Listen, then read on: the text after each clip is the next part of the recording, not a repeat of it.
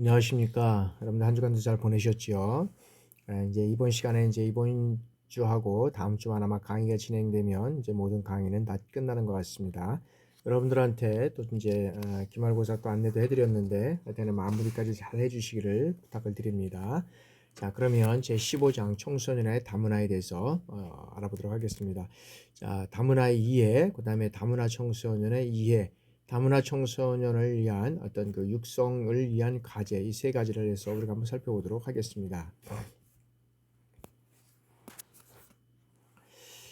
자, 다문화라고 하는데 우리가 이제 multi 이제 컬처라고 이제 합니다. 그래서 이 다문화라는 것은 자, 각 나라와 민족의 문화를 연결하고 반영하고 적용을 해서 어떤 면에서는 이 근본적으로 각 문화의 어떤 다양성을 추구하면서 서로의 차이를 존중하는 이 공동체 문화다라고 우리가 말씀드릴 수 있습니다. 그러니까 뭐냐면 다문화라는 것은 여러 가지 어떤 각 나라의 문화가 다르잖아요.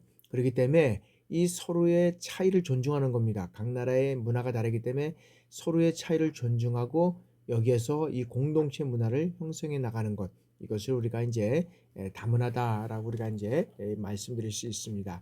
그리고 이 뱅크스는 자, 이제 2008년에 이 한 국가 내에서 다문화를 설명하기 위해서는 어떤 8가지의 변수가 이제 필요하다라고 이제 얘기를 했는데 그 변수는 뭐냐면 인종과 종교와 언어와 그다음에 사회 계층, 그다음에 민족의 어떤 정체성, 그다음에 그다음에 성별 선호, 장애 및 비장애 이렇게 8개의 어떤 그런 그 다문화를 설명하기 위해서는 변수가 있어야 된다라고 얘기를 했습니다.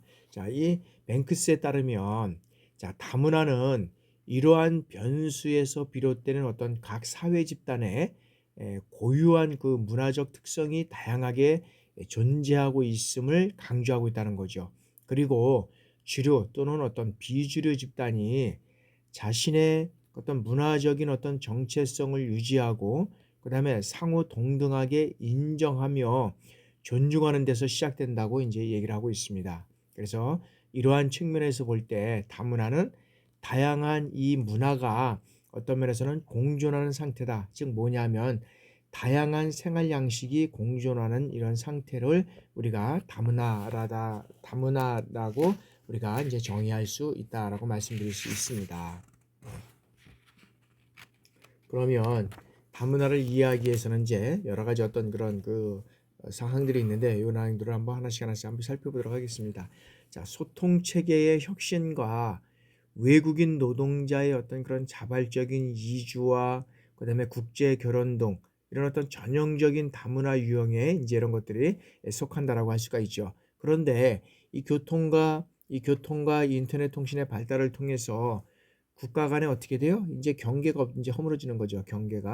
이 경계가 이제 허물어지는 거죠. 그리고 경계가 허물어지다 보니까 이 경계가 약화되고 그리고 서로 다른 이 문화적 배경을 가진 어떤 시민들이 정치나 경제, 문화 교류가 어떻게 돼요? 이제는 활발하게 이루어지는 어떤 계기가 되었다는 거죠. 그러니까 특별히 이제 뭐냐면 자, 교통통신 즉 이런 어떤 교통과 인터넷 통신의 발달을 통해서 이제는 어떤 그런 그 국가 간의 어떤 경계가 이제는 약화됐다는 거죠. 그래서 실적으로 보면 우리가 처음에도 보면은 외국인들하고 어떤 면에서 보면 결혼을 한다 그러면 상당히 우리가 어떤 면에서 보면 경계를 하고 좀 안 좋게 봤던 것만큼은 사실입니다. 그런데 지금은 이제 뭐 다문화가 이제 되면서부터 시작해서 뭐 당연히 이제 외국인 뭐 남자라든지 여자하고 뭐 결혼하는 게 이제는 뭐 다양한 그러한 측면에서 우리가 이제 받아들이고 있다는 거죠. 근데 처음에는 그러한 문화적인 있었지만은 우리가 그래서 특히 이제 우리나라 같은 경우에는 이 백이민족이라고 그러잖아요. 백이민족. 그래서 우리나라 어떤 고유한 민족끼리의 어떤 그런 삶을 통해서 이루어져 왔는데 여기에 이제 타문화가 들어오는 거죠. 타문화가 들어오면서 이것을 이해하지 못하고 그런 경우가 이제 많이 있는 거죠. 이러다 보니까 여기에 대한 어떤 뭐 불신 또는 어떤 면에서 보면 혐오 뭐 이런 것들도 뭐 솔직히 있었는데 이제 지금은 많이 완화되고 이런 것들을 통해서 이제 완화됐다라고 우리가 볼 수 있고 그리고 세계는 이제 하나다 뭐라고 이제 볼 수 있습니다. 그래서 뭐 지금 같은 경우에는 이제 월급 이제 예를 들어서 뭐 월드컵들이 이제 어떤 뭐 나라에서 이루어진다 뭐 올림픽이 이루어진다 그러면 뭐 세계 어떤 그런 뭐 옛날 같으면은 뭐 그거를 뭐 보게 된다 그러면 꼭 어떤 방송이나 어떤 매체를 통해서 보지 않으면 안 되는데 요즘은 다양하게 본인의 폰만 들고 다니면 모든 것들을 다 볼 수 있는 이런 상황이 돼 버렸잖아요. 이런 발달을 통해서 인제는 그러한 경계가 인제 무너져 가고 있다. 약화돼 가고 있다라고 우리가 이제 보고 있고요. 자 그다음에 인제 국가 간의 활발한 교류가 이루어졌는데 여기에서는 어떤 것들이 있냐면 이 지식뿐만 아니라 그다음에 어떤 정보 그다음에 어떤 문화 이런 것들이 그 어떤 그 이런 거 말고도 뭐 민족 어떤 구성의 다양화 이런 것들이 인제 어떤 그런 그 국가 간에 활발하게 이루어져 가고 있다는 거죠. 그래서 인제는 뭐 우리의 어떤 대학 평가도 보면은 그 나라의 어떤 그런 뭐 논문이라든지 이런 것들을 얼마나 인용하고 있느냐 그다음에 어떤 그런 그 뭐 실습과 관련된 그다음에 산업체와 관련된 이런 것들이 인제 다 인제 파악을 해서 인제 뭐 대학의 평가를 내리는데 하여튼 간에 이제 지식과 정보와 문화 이런 것들이 어떤 그런 어떤 민족의 고유의 구성의 어떤 다양함을 가지고 있다라고 볼 수 있고요. 자 다음에는 이제 외국인의 어떤 국제 국내의 어떤 체류 유형을 우리가 살펴보면 자 외국인 근로자 첫 번째로 보면 외국인 근로자 음 외국인 근로자 우리나라도 뭐 그 80 년대 이렇게 해서 가면 거의 보면은 인제 우리가 사우디아라비아에 뭐 외국인 근로자로 엄청나게 많이 나갔잖아요. 그렇게 됐고 인제 두 번째는 국제 결혼 이주 음 국제 결혼 이주 뭐 귀화 외국인 이제 세 번째는 귀화 외국인 그리고 인제 네 번째는 인제 북한 이탈 주민. 북한 이탈 주민은 뭐라 그러죠? 인제 세터민이라고 하죠. 세터민. 이제 요렇게들 분류를 하고 있습니다. 요거는 이제 나중에 하나씩 하나씩을 살펴보고 인제 보겠지만은 자 그러나 인제 이들을 일컫는 어떤 면에서 보면 국제 결혼 가정, 혼혈아 이런 등의 용어가 인제 지닌 인종 차별적인 이미지 이로 인해서 어떻게 돼요? 인제 다양한 어떤 그런 이로 인해서 인제 유발되는 어떤 부정적인 정서를 해소하기 위해서 2004 년도에 건강시민연대 제안으로 인제 건강시민연대 제안으로 인해서 한국과 다른 민족 또는 다른 문화적 배경을 가진 사람들을 포함된 이 가정을 총칭해서 어떻게 되냐면 인제는 다문화 가정 이런 다문화 가정이라고 인제 해서 이런 용어를 사용하게 됐다는 거죠. 이 문화 인제 이제 건강시민연대 제안으로 인해서 그래서 이 다문화인으로 인제 부르고 있다는 거죠. 그리고 일반적으로 이 다문화 가정을 세 집단으로 이제 범주화해서 보면 이제 국제 결혼 가정, 외국인 근로자 가정, 뭐 세터민 가정 등 요런 것들은 인제 이렇게 인제 우리가 뭐 귀화도 인제 여기는 같이 인제 다 포함이 돼서 인제 국제 결혼 그 이주 즉 국제 결혼 가정으로 이제 포함돼서 다 인제 이렇게 세 가정으로 분류가 있다. 그래서 그리고 인제 그 시장 경제 세계화가 인제 이루어진 후에 자 자본과 노동의 세계화에 따른 이주화는 자 보편적인 현상이 되었으나 각 사회의 어떤 상황에 따라서 이 다문화는 이제 특수한 양상을 나타내고 있다라고 우리가 볼 수 있습니다. 그러면 이 다문화 가정의 어떤 우리나라의 어떤 다문화 상을 이제 우리가 살펴보면 어떤 인제 아까 인제 요거는 다문화 가정의 용어는 아까 인제 2004 년도 건강가정 그 시민연대라 그러죠. 건강시민연대 여기 제안으로 인해서 인제 다문화 가정이라는 용어를 사용됐고 자 인제 우리나라의 어떤 다문화 상황을 살펴보면 자 국가의 탈중심화 경향에 인제 적용해서 이 탄력을 받고 있지만 실적으로 보면 자 분열적인 민족주의 탓에 이주민을 인정하고 포용하는 데는 우리나라는 많은 한계를 보이고 있다라고 볼 수 있습니다. 자 우리나라는 북미와 오세아니아 그다음에 서구 유럽 그다음에 아시아 다종족 국가들과는 어떻게 돼요? 다른 맥락에서 이 다문화 사회를 형성하고 있다라고 보면 됩니다.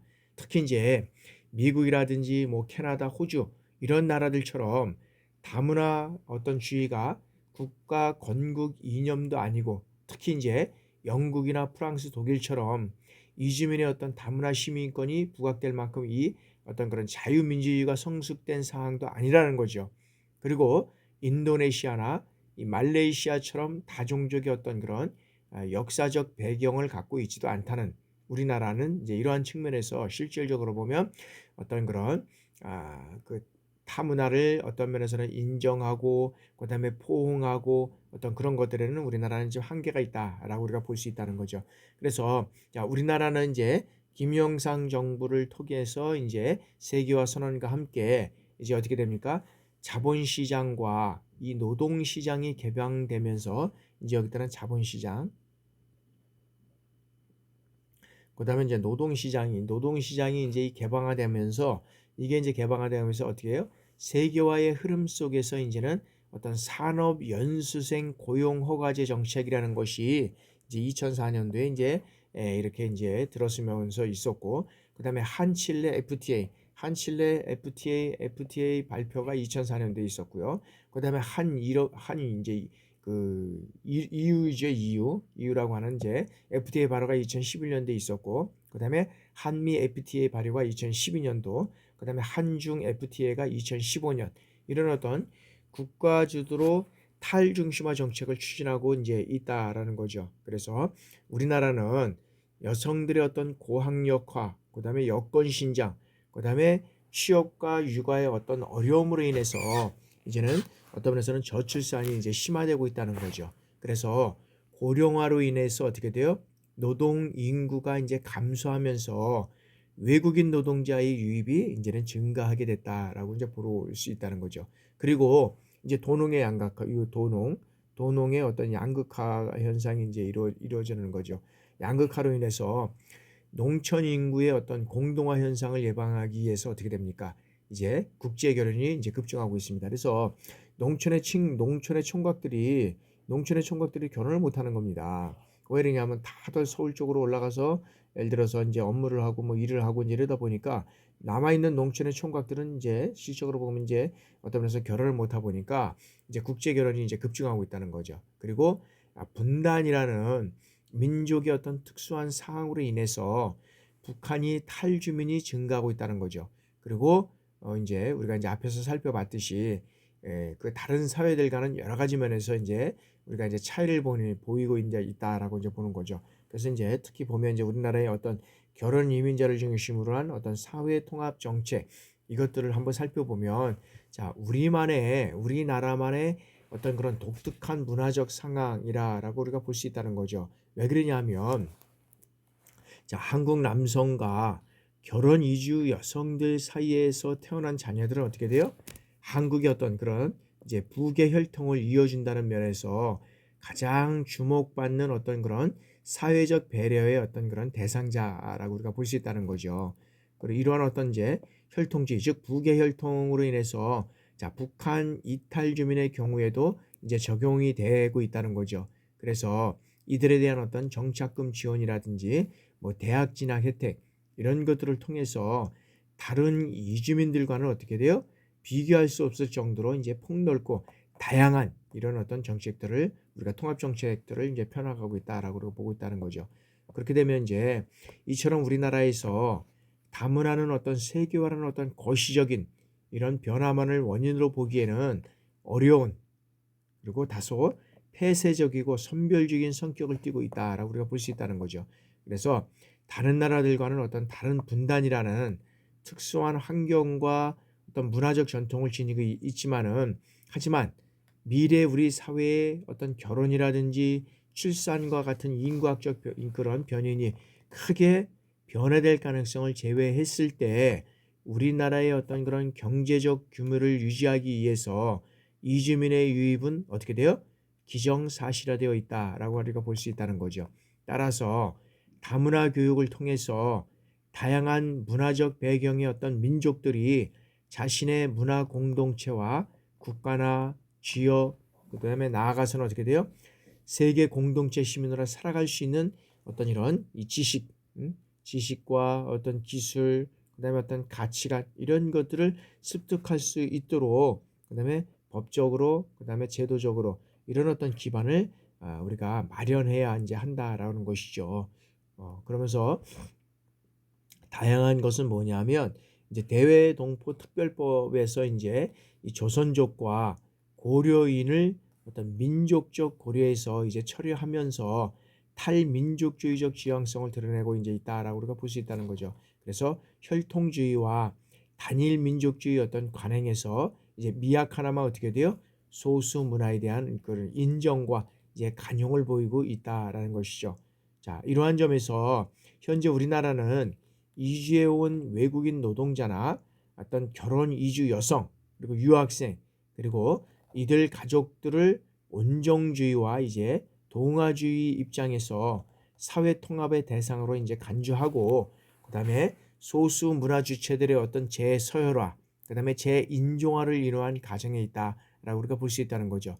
이에 더 나아가서 눈앞에 다가온 어떤 다문화 사회에 대비해서 다문화주의가 한국의 어떤 특수한 문화적 조건 속에서 어떻게 사회적, 문화적 정체성의 어떤 통합을 이뤄 나갈 것인지 계속적인 이제 논의가 이제 요구되고 있다라고 우리가 볼 수 있다는 거죠. 그래서 다문화 이해는 이런 거 말고도 이제 다양한 많은 것들이 있지만 우리가 다 열거할 수는 없겠지만 이러한 어떤 교통통신의 발달을 통해서 이제 실질적으로 어떤 그런 국가 간의 경계가 이제 미약하고 약화되는 이러한 측면에서 현재 이제 대동포 특별법까지 그다음에 이제는 자국에서도 이제는 그 어떤 이주민 이를 받아들이지 않으면 이제는 국가의 존립조차가 어려운 이러한 상황이 또 놓이는 이러한 상황도 있다라고 우리가 볼 수 있습니다.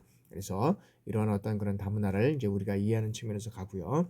자, 다음에는 이제 다문화의 이해입니다. 자, 다문화인 하면은 다문화인이라 하면은 여러 가지 어떤 면에서 보면 두 가지 이상의 어떤 문화권에 걸쳐서 성장하고 생활하는 청소년을 우리가 이제 다문화 청소년이라고 얘기를 합니다. 그래서 한국과 다른 민족 또는 다른 문화적 배경을 가진 우리가 이제 사람들을 우리가 이제 어떤 면에서는 이제 다문화 청소년이라고 우리가 지칭을 하고 있습니다. 그런 측면에서 이 다문화들은 어떤 면에서 보면 이제 이런 다문화 청소년은 학자와 어떤 정부 각처마다 지칭하는 용어 및 그에 따른 어떤 제공되는 지원이 다소 상이하다라고 우리가 볼 수 있습니다. 그렇기 때문에 여기에서는 이제 하나씩 우리가 살펴보는데 기본적인 것만 살펴보고 또 가면 이제 또 하나하나 이제 살펴보도록 하겠습니다. 자, 국제 결혼 가정입니다.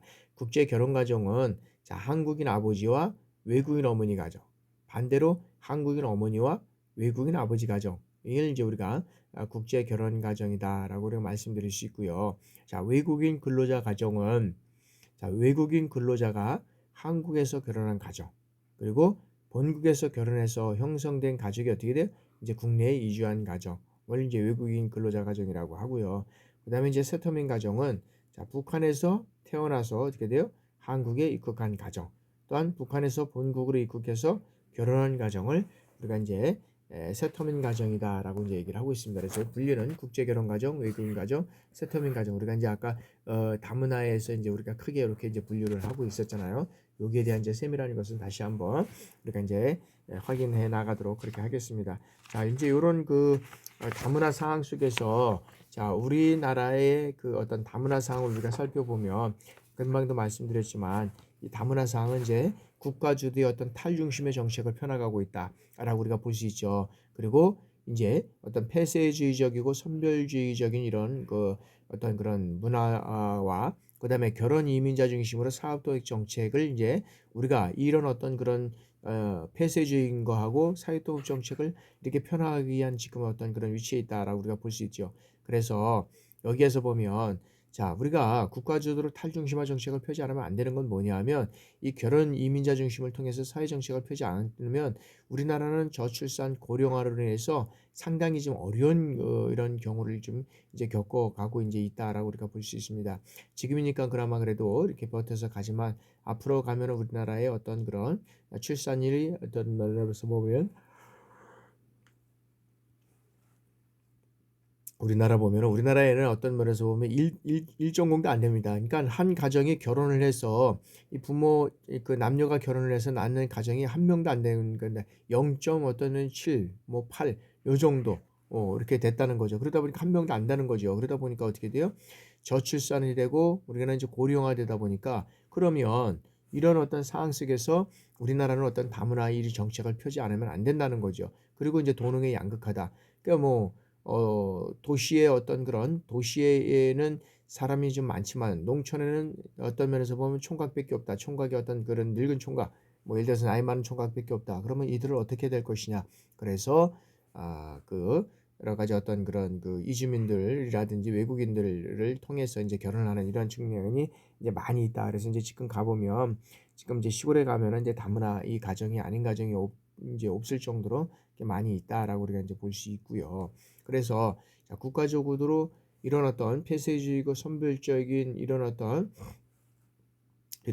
그 사회적, 문화적, 정체성 통합을 어떻게 이루어갈 것이냐라고 봤을 때 이제 건국 이념은 노, 자유민주주의 성숙도 노, 다민족 어떤 종족도 배경도 노다. 그럼 이런 것들을 어떻게 이루어갈 것이냐라는 것이죠. 그래서 우리가 특별히 이제 어떤 면에서는 우리나라의 어떤 그런 그 단일 민족을 통해서 건국을 통해서 이루어온 우리 민족이 이제는 이 다문화를 어떤 그런 사회적, 문화적 정체성 이런 것들이 다른 사람들을 어떻게 이걸 받아들여서 이뤄갈 것이냐.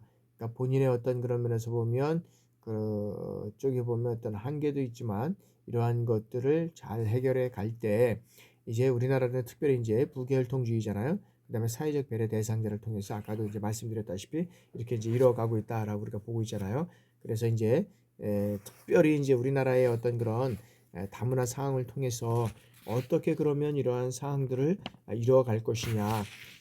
그래서 혈통주의 어떤 그런 이런 것들이 이제 미약하나마 이제 소수문화에 대한 어떤 이제 인정과 관용 이런 것들이 이제 많이 이루어져 가고 있는 그러한 측면에도 있지만 아직까지도 사실 이제 그러한 측면에서 이제 부족한 면이 이제 사실은 우리나라는 많이 있고 그것이 이제 특별히 이제 어떤 면에서는 남북하고 이제 대치해 있는 그런 분단된 상황 그리고 또 특별히 이제 우리나라의 어떤 문화가 단일 민족으로 되어 있는 그런 문화권을 가지고 있기 때문에 더 아마 혹시 그런 게 아닌가 싶습니다. 그래서 이런 문화적인 측면을 우리가 이제 얘기를 할 수 있고요. 자, 다문화 청소년의 이해입니다. 자, 다문화 청소년의 우리가 정의를 한번 살펴보면 자, 다문화 청소년이라는 것은 이제 두 가지 이상의 이 문화권에 이 걸쳐서 성장하고 생활하는 우리 청소년을 우리가 이제 얘기를 한다. 즉 뭐냐 하면 한국과 다른 민족의 어떤 그런 문화적 배경을 가진 사람들이 포함된 가정에서 이제 태어난 청소년을 우리가 이제 다문화 청소년이라고 이제 우리가 지칭을 하고 있죠. 그리고 이제 이 모두를 지칭할 경우에 이제 우리가 다문화다라고 이제 얘기를 하고 있죠. 그래서 이제 이 다문화 청소년은 학자와 정부 각 부처마다 뭐 지칭하는 용어라든지 뭐 그에 따른 어떤 제공되는 지원 이런 것들이 이제 다소 상이하다라고 우리가 볼 수 있죠. 그래서 이제 개념을 달리하기 때문에 명확하게도 어떤 면에서는 정의하기가 쉽지 않다라고 우리가 볼 수 있다는 거죠. 근데 그 일례가 뭐냐면 여성가족부 소관인 이 다문화가족지원법에서는 이들을 다문화가족 자녀라고 지칭하고 있다는 거죠. 그래서 결혼 이민자와 기여하자 자녀로 우리가 이제 국한한다는 거죠. 그래서 이를 기반으로 해서 실제 지원 정책의 대상은 어떻게 돼요? 국제 이민자와 외국인 근로자의 자녀 및 어떤 유학생, 그다음에 북한 이탈 주민의 자녀 까지 이제 우리가 확대한다라고 우리가 볼 수 있죠. 그리고 자, 교육부에서는 실적으로 보면 이제 우리가 초중고 고등학교 재학생 중 어떤 면에서는 국제 결혼 가정과 외국인 근로자 이 가정의 어떤 자녀를 다문화 가정 학생 지원제 어떤 면 정책 대상으로 이제 성정을 하고 있다라고 우리가 볼 수 있다는 거죠. 그래서 자, 제도권 교육에 진입하지 않는 탈학교 자녀는 지원 대상에서 뭐 제외한다라고 볼 수 있다는 거죠. 그래서 어떤 뭐 행정자치부에서는 외국인 주민 자녀, 그다음에 외국인 근로자 자녀라고 이제 구분하고 있는데 우리나라의 경우에는 이제는 국제 결혼 가정 자녀, 그다음에 이제 외국인 가정 자녀, 그다음에 이제 어떻게 되면 이제 북한의 그 이탈 주민을 대상으로 해선 세터민 청소년라고 이제 우리가 이제 구분을 하고 있다라고 우리가 볼 수 있다는 거죠. 그래서 자, 우리 사회를 다양하고 풍요롭게 만드는 데 기여할 수 있다는 어떤 면에서는 장점을 지니고 있는 반면에 자, 다문화 청소년은 비다문화 청소년에 비해서 어떻게 돼요? 더 심각한 어떤 정체감 혼란을 경험할 수 있고 그다음에 학교라든지 어떤 사회 적응에 어려움을 겪을 수 있다라는 거죠. 그래서 실제로 문화적 차이로 인해서 다문화 가정의 어떤 청소년 문제가 이제는 발생되고 있다라고 우리가 볼 수 있고요. 그러면 이런 다문화 청소년의 어떤 그런 유형들을 우리가 한번 살펴보면, 자, 국제 어떤 면에서는 이제 그 국적별로 보면, 여기에서 보면 이제 그 국제 결혼 가정 청소년은 한국인과 이제 아까 말씀드렸지만 외국인 부모로 구성된 가정에서 이제 자라는 청소년을 우리가 얘기를 하는데, 자, 현재 우리나라에서는 한국인 아버지와 외국인 어머니로 구성된 그 국제 결혼 가정이 전체의 한 90%를 차지한다는 거죠. 그러니까 아버지는 한국인, 어머니는 외국인. 이게 이제 한 90% 이상을 차지한다는 거죠. 자, 과거 우리나라는 한국 전쟁 이후에 어떤 그런 미군 아버지와 한국인 어머니 사이에서 태어난 그 아메라시안 뭐 이래 가지고 그 베트남 전쟁 때 한국인 아버지와 베트남 어머니 사이에서 태어난 한국계 혼혈인이 그 라이따이한이라는 이제 그런 어떤 그 한국인과 아시아인의 국제 결혼 가정에서 태어난 이제 2세를 코시안이라고 명명을 했다라고 우리가 볼 수 있다는 거죠. 자, 그런데 이러한 용어의 사용이 오히려 어떻게 돼요? 인종차별적 의미를 불러일으킨다라고 하면서 이제 그 다문화 청소년에 대한 어떤 부정적인 인식이 이제 더 부각되었다라고 우리가 볼 수 있다는 거죠. 그래서 아까도 얘기했지만 2004년에 어떻게 돼요? 건강가정 시민연대에서 이제 이것을 다문화 가정이라는 용어로 이제 우리가 사용을 뭐 제한했고, 이제 다문화 가정 용어로 우리가 사용되고 있다라고 우리가 볼 수 있다는 거죠. 그래서 우리나라의 결혼 이주 여성들의 어떤 국적별을 살펴보면 제일 많은 것은 실적으로 보면 국적별로는 중국이 제일 많지만 이주 여성, 그러니까 결혼 이주 여성들의 국적별로 보면 베트남이 제일 많습니다. 베트남. 그다음에 이제 베트남이 제일 많고, 그다음에 이제 중국이지, 중국. 그다음에 이제 여기 중국에서도 이 조선족 한국계 이제 이렇게 많고, 그다음에 이제 필리핀.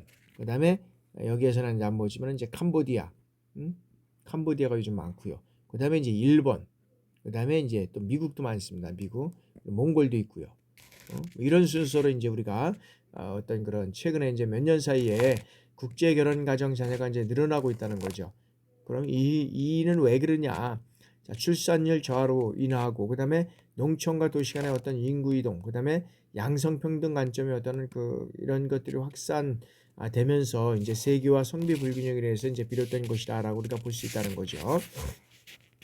그래서 이들은 아버지와 어머니의 어떤 문화권 영향을 받아서 모두 받으면서 언어적, 문화적으로 풍요롭게 성장할 수 있는 이 가능성이 있다는 거죠.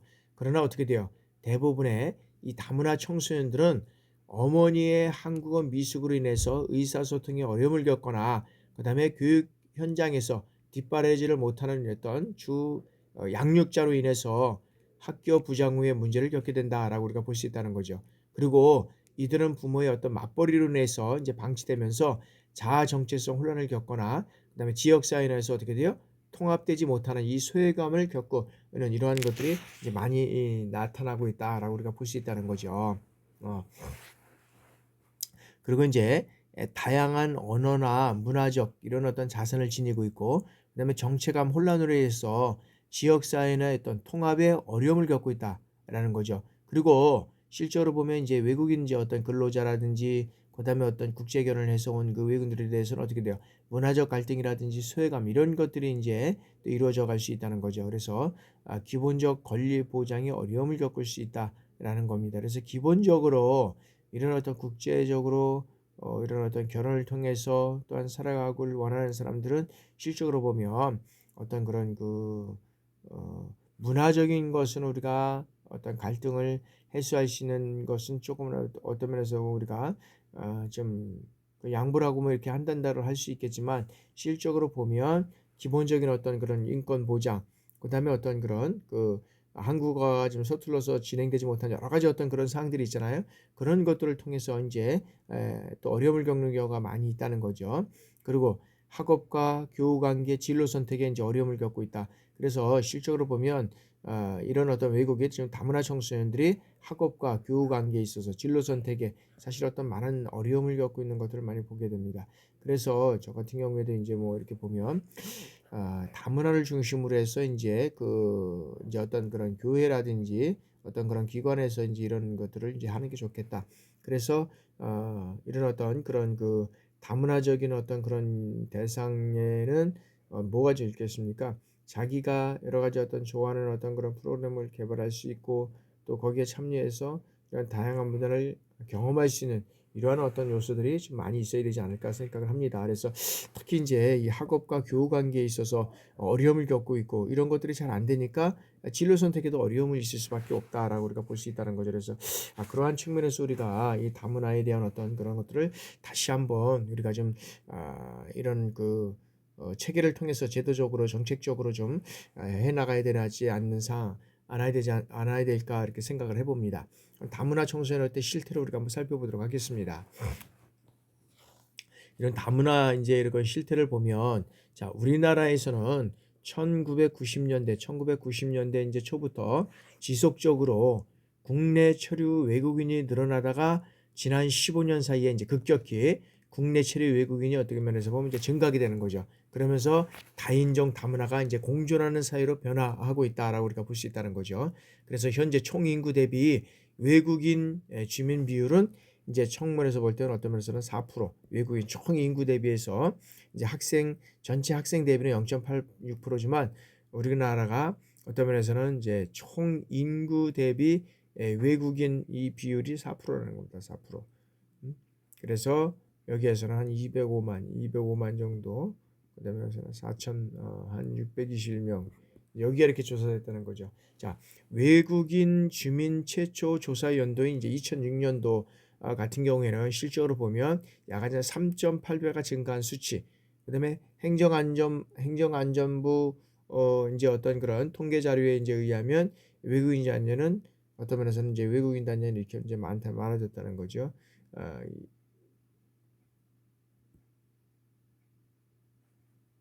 237만 56만 명. 요거로 이제 인해서 2017년도에는 22만 2,455명에 비해서 한 6.8% 이제 증가하는 이러한 이제 측면을 우리가 이제 살펴볼 수 있다라고 보는 거죠.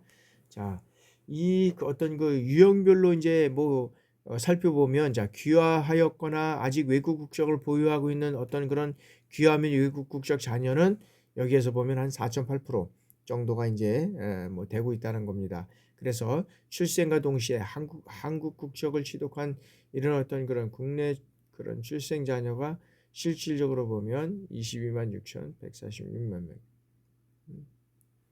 그리고 초등학생 연령이 많았던 면에서 보면 7세에서 12세까지가 38점 어떤 면에서 보면 38.9%. 중고등학교 연령 상태에서 19에서 20세 보면 여기에는 이제 그 초등학생이 이제 한 38.9%, 중고등학생은 할 때는 13.8%, 그다음에 이제 그 아동 청소년기는 이제 58% 이제 이 순서로 이제 증가하고 있는데 아동으로 자꾸 내려갈수록 이제 많이 높아져 가고 있다라는 거죠. 그래서 이제 이러한 측면을 우리가 살펴보고 있다. 그래서 2017년에는 전체 학생 대비 이제 0.86%였었고, 그다음에 이제 2014년에는 전체 학생 대비 1.7%라는 거죠. 그다음에 학기 밖 청소년이나 학교 내 청소년이 거의 이제 대등한 그런 측면에서 좀 이뤄가고 있다라고 우리가 이제 볼 수 있고요. 이런 와중에 이제 또 특히도 이제 만 6세 이하는 이제 56.8%, 그다음에 만 7세에서 10세는 27%, 만 13세에서 15세는 9%, 16세에서 17세는 이제 7.2% 이렇게 이제 변화가 양상을 우리가 볼 수 이제 있다는 거죠. 그래서 학령기의 청소년은 43.2% 꾸준한 어떤 그런 노력과 그런 것들을 이뤄가지 않으면 안 된다. 그다음에 꾸준히 이제 이런 것들을 이제 계속적으로 이런 어떤 청소년은 꾸준히 이제 증가할 그런 이제 추세가 이제 되게 가고 있다라고 이제 우리가 보고 있다는 거죠. 그래서 여기에 이제 그 외국인 자녀의 어떤 지역별 현황을 살펴보면 특히 이제 수도권이 거의 69.2%에서 다 이제 거주하고 있고, 그다음에 이제 시군구 특히 이제 이 안산이 제일 많이 이제 안산이 사실만으로 5,756명, 그다음에 이제 수원, 그다음에 4,817명, 부천, 그다음에 4,455명. 그다음에 어떤 면에서 창원 4,168명. 또 시군별로 보면은 안산이 제일 많고 그다음에 수원, 부천, 이제 창원시로 거주하고 있고 자 외국계 부모의 어떤 성별에 따른 가족 특성을 살펴보면 한국계 아버지와 외국계